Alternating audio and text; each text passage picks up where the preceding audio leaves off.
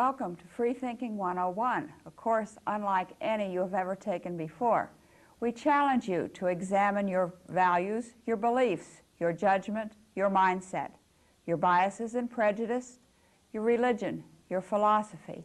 In short, to examine the recesses of your mind and sweep out any cobwebs that you might find there. I'm Barbara Stocker of the Rationalist Society, and tonight our guest is Steve Best, also a member of the Rationalist Society and president of the Gateway Skeptics. Steve has found several interesting articles in a recent issue of Skeptical Inquirer. I believe the first is about the state of the paranormal in the Soviet Union. Is that right, Steve? That's right. This is the magazine I'm referring to, the Skeptical Inquirer. Skeptical Inquirer is a publication of the Committee for the Scientific Investigation of Claims of the Paranormal, and not to be confused with the National Enquirer, of course. And they present articles of interest to the individual who is a skeptic, who is interested in better science and in the country.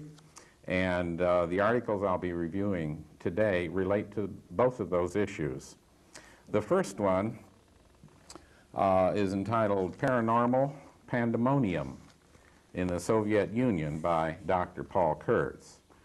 Dr. Kurtz is professor of philosophy at the State University of New York at Buffalo, and he was the founder of the Committee for the Scientific Investigation of Claims of the Paranormal back in 1976.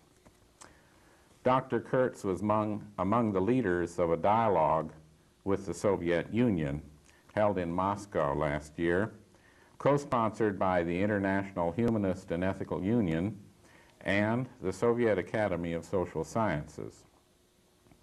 It included a delegation of 14 Western humanists, and the main topic under discussion was the conflict between humanism and atheism, and the humanist defense of freedom of conscience against religious repression. Interestingly enough, this was happening at the time that things were beginning to change somewhat in the Soviet Union. The 14 delegates from the West were quite struck by the tremendous growth of religiosity in the Soviet Union and the apparent shift in Soviet policy to permit religious freedom.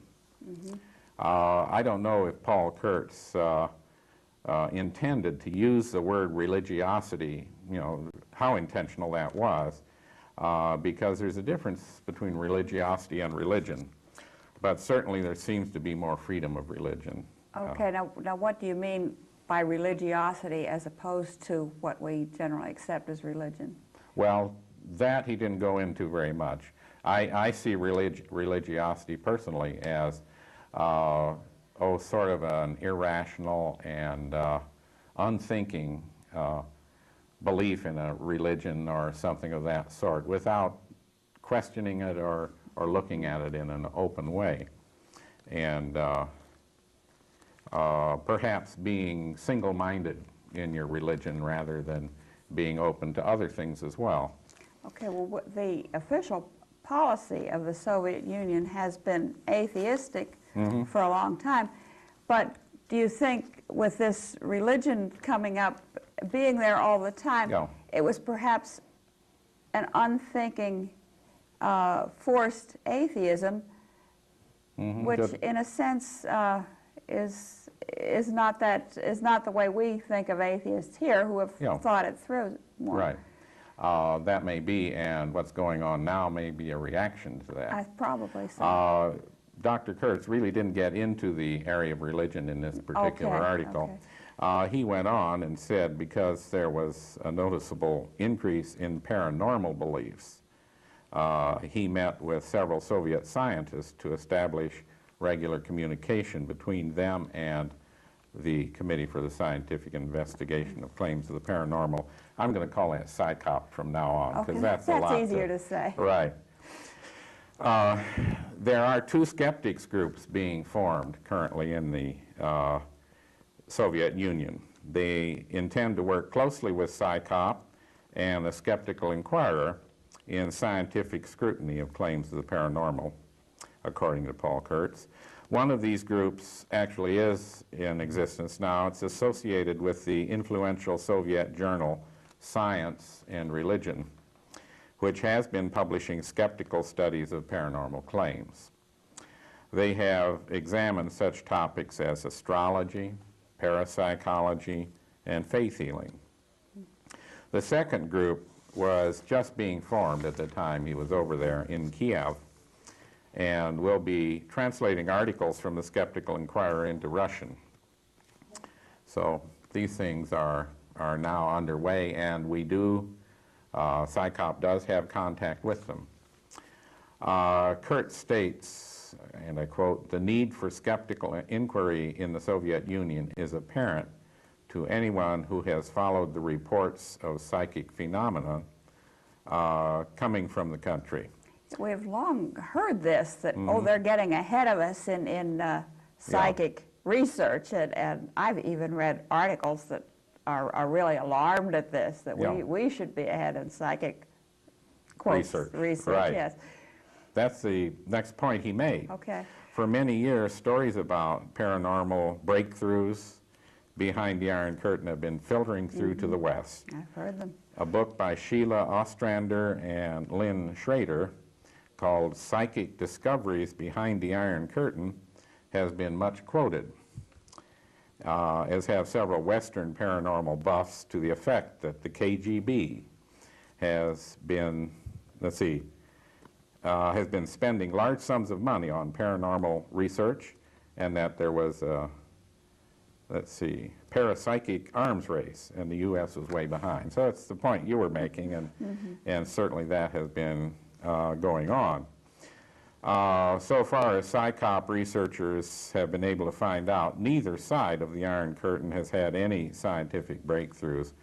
My impression is that, I read somewhere they were 25 years ahead of us. Well, 25 years of nothing is still zero, so I don't think we need to worry too much about that. Kurtz states the Soviet establishment had for a long time looked askance at paranormal claims, as they are contrary to Marxist doctrine. And they were very rational in their way, the Marxists were. But in the Gorbachev era of glasnost and perestroika, a veritable paranormal avalanche has descended on the Soviet Union. I guess they're trying to make up for lost time, I'm not sure. We've certainly heard of the UFOs landing in the Soviet Union. We'll talk about that one later. One science writer in Leningrad, a regular reader of the Skeptical Inquirer, has written to SciCop saying that paranormal pandemonium had broken out in the Soviet Union. The Soviet Union was aping the worst excesses of the sensationalist mass media in the West. This is no doubt the price that a freer society has to pay for freedom of expression. Turned them loose and look where they're going. The popular morning TV show in Moscow, 120 minutes, I guess supposed to be twice as good as 60 minutes, I'm not sure, regularly features psychic healer Alan Chumak. Izvestia, and you've all heard of Izvestia, I'm sure, recently reported that, quote, practically every city has its extrasensory healer. Now, isn't that nice? Soviet Life, if I remember correctly, Soviet Life is the exchange magazine with the United States. It's printed in English, and you can subscribe to it and get it here. And then we have an analogous magazine that we print in Russian, and it's distributed in Russia. Anyway, Soviet Life in its January 1990 issue featured a story about Chumak with the headline, quote, Alan Chumak cures people through his television programs. Kurt saw Chumak one morning on TV and said he has become something of a psychic superstar. Soviet Yuri Geller, huh? That's right. I was going to mention Yuri, but that's the idea. His followers put tubes of cold cream and jugs of water in front of their TV sets and later they rub the cold cream on themselves or drink the water for its healing powers. Now that's pretty good. We could do away with medicine, couldn't we? Once Schumacher was taken off the air, but after a mountain of mail protesting that, they put him back on. Another popular healer is hypnotist Anatol Kashpirovsky from Kiev, who claimed on TV to have helped a woman lose 200 pounds. Well, I guess that's better than dieting. He maintains he can heal broken limbs, scars, blindness, even AIDS by means of parasuggestion. Now that, I don't know why we have all this research then if it's that easy. Yeah, I guess parasuggestion is hypnotism at a distance. Okay. I'm not sure. Over the TV set? Yeah. Astrology has apparently been revived in the Soviet Union. The December 1989 issue of Soviet Life, again, Soviet Life is bringing all this great news to us, carries an article on astrology. The editor states that, quote, until recently, astrology was considered a pseudoscience. That's until recently. And people who consulted their horoscopes were considered foolish. Can you imagine that? Nevertheless, a Soviet school of astrology does exist, a school of astrology yet, and a whole number of talented astrologers are coming to the fore. Well, that's good. Kurtz, during his visit, noted astrologers selling horoscopes on Arbut Street, each of them surrounded by dozens of people. When I read that, I thought of our supermarkets where they have these little round paper things that you can buy, you know, just next to the cashier. They have this little box. These are horoscopes, I think, and you can buy them. So the Russians are really catching up with us. Excuse me. Recently, Moskovskaya Pravda, the official publication of the Moscow Communist Party, began publishing an astrology column. The author of the new astrology column is extolled as, quote, a specialist in the arts of white, black, and other magic, and, quote, a master of the magical sciences. Is he advising the leaders yet? Well, if it appears in the official Communist Party publication, one begins to wonder. Maybe they're trying to follow Ronald Reagan or something like that. There has also been a renewed interest in UFO reports in the Soviet Union. Professor Vladimir Ozhagy of Moscow State University said ufology had been considered a bourgeois science by Soviet authorities, but now, he said, it is growing like mushrooms, and some 50 groups of amateur ufologists now exist. I don't know how many exist in this country, but 50 sounds like quite a number. There was a UFO hotline for a while in this country I heard of. And, probably. There are some well-known national UFO groups in the United States, and there's a local group, people that are interested in flying saucers and so on. A recent UFO flap vividly demonstrated the outbreak of paranormal beliefs and the need for, political leaders, no, wait a minute, I'm getting lost here, one moment, and a need for, well, obviously a need for something like the Skeptical Inquirer and PsyCop in the Soviet Union. On October 9th of last year, and I think many of you in the audience will remember this, there were widely reported news stories about the reputed landing of extraterrestrial visitors in Voronezh, a city 300 miles southeast of Moscow. TASS was said to have reported, and let me quote that exactly. Scientists have confirmed that an unidentified flying object recently landed in a park in the Russian city of Voronezh. They have also identified the landing site and found traces of aliens who made a short promenade around the park. I wonder what kind of traces they made. Well, at any rate, and that was TASS. And you know, TASS is widely quoted and misbelieved in this country. Residents of Voronezh saw a large shining ball or disc hovering over the park. The UFO landed and 3 creatures emerged accompanied by a small robot. The aliens were 3 to 4 meters tall, that's roughly 9 to 12 feet, but with very small heads. TASS said Genrik Silanov, head of the Voronezh Geophysical Lab, said that scientists investigating the area found a 20-yard depression with 4 deep dents and 2 pieces of unidentified rock, a substance not found on Earth. Well, this got into our newspapers, you know, because TASS reported it and all that. And the PSYCOP office in the U.S. was bombarded with questions about this from the media. And Kurtz went into a lot of details about subsequent findings that came out of the Soviet Union relating to this particular thing.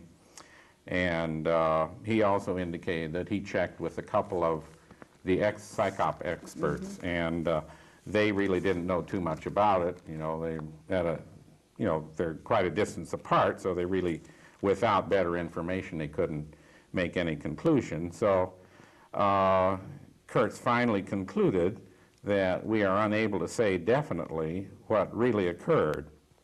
But the French press agency issued the following report on October 28th. Now, that is not quite a month later. It's about 3 weeks later. And let me run through that. The French press agency said, there exists no verifiable proof of a landing by aliens in Voronezh.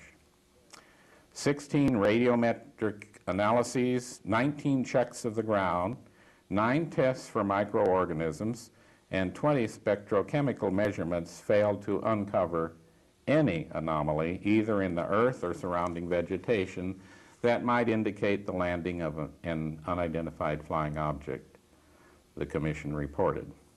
Igor Saratsev, vice rector of the University of Voronezh and chairman of the commission, said that the presence of a larger than normal quantity of the radioactive isotope cesium in the area of the alleged sighting did not constitute proof of a landing.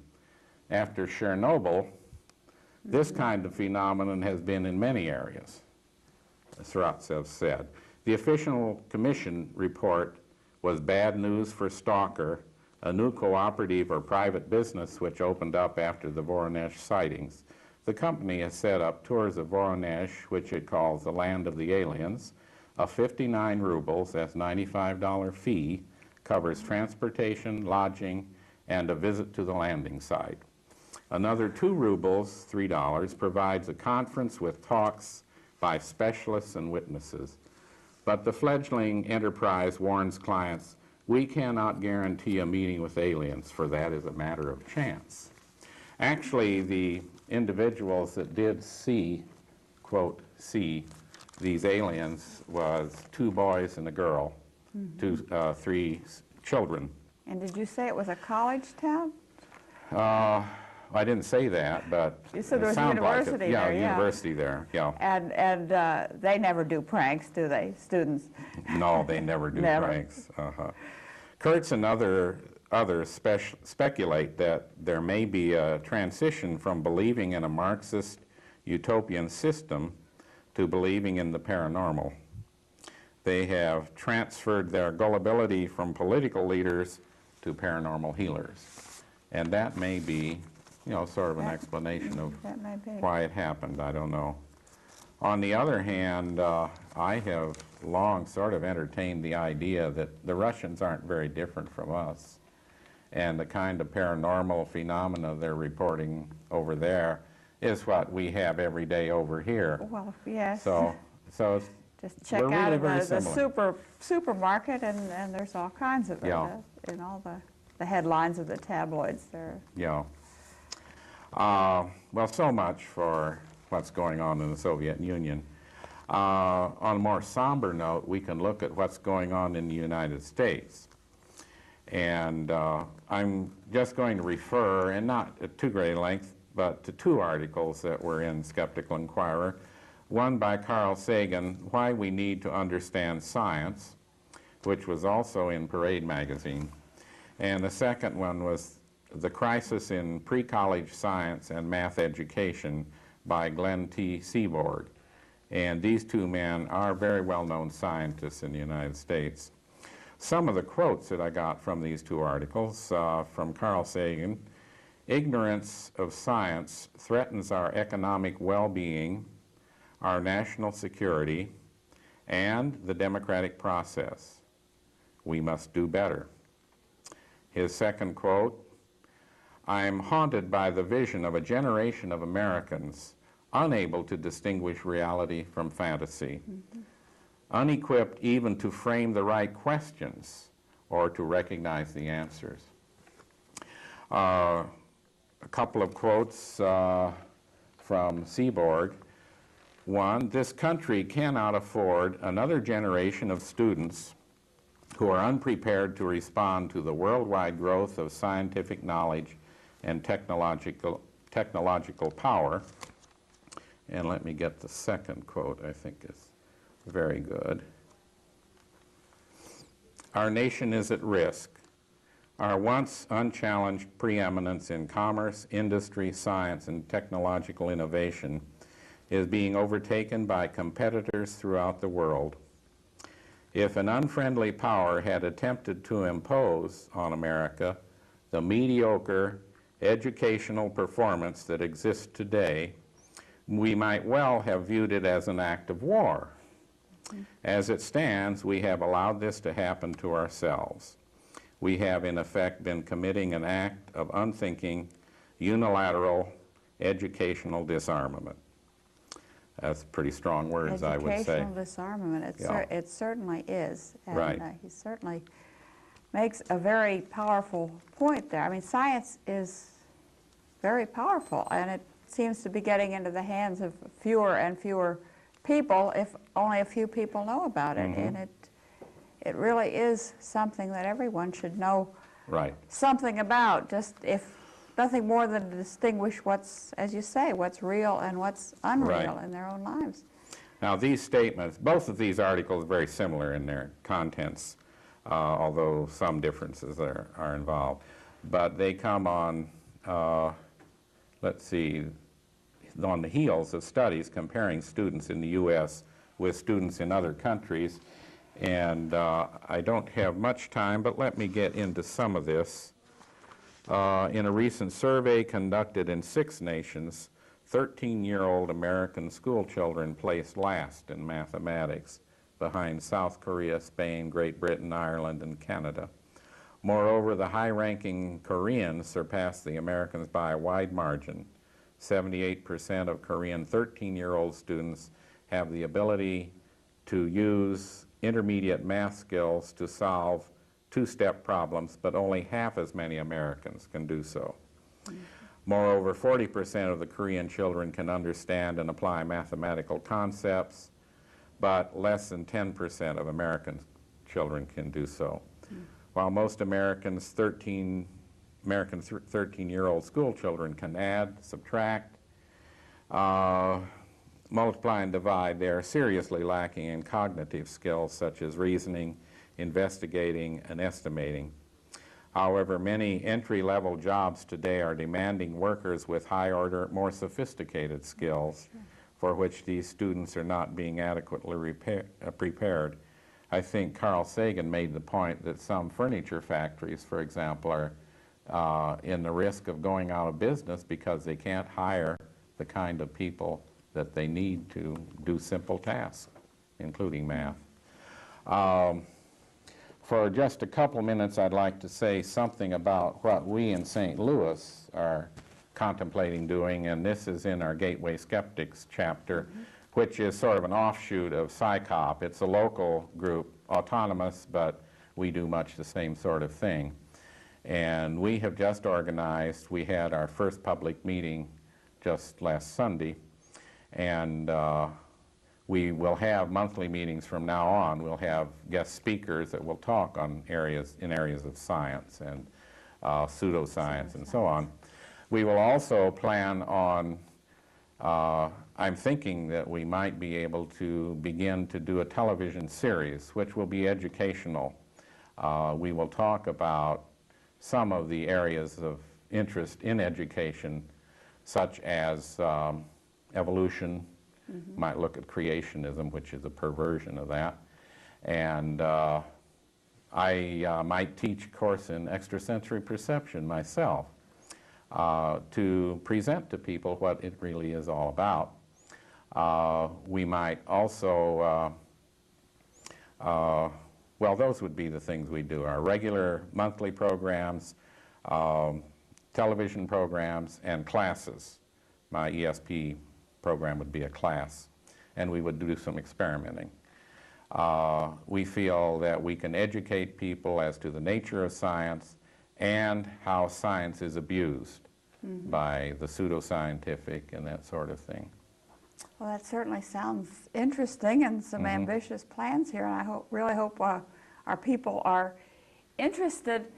Our guest tonight has been Steve Best.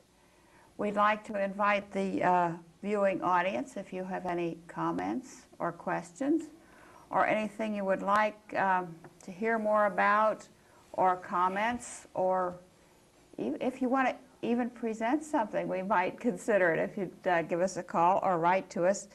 The address is Rationalist Society of St. Louis, Box 2931, St. Louis, Missouri, 63130. And we have a phone number. You can contact us at area code 314-298-6649. Again, we'd like to thank you for being with us, and we'd certainly like to hear from you. Okay. And Steve, that was certainly interesting, all about the paranormal and people not using scientific thinking. It's alarming. It That's really the is. tragedy of it all.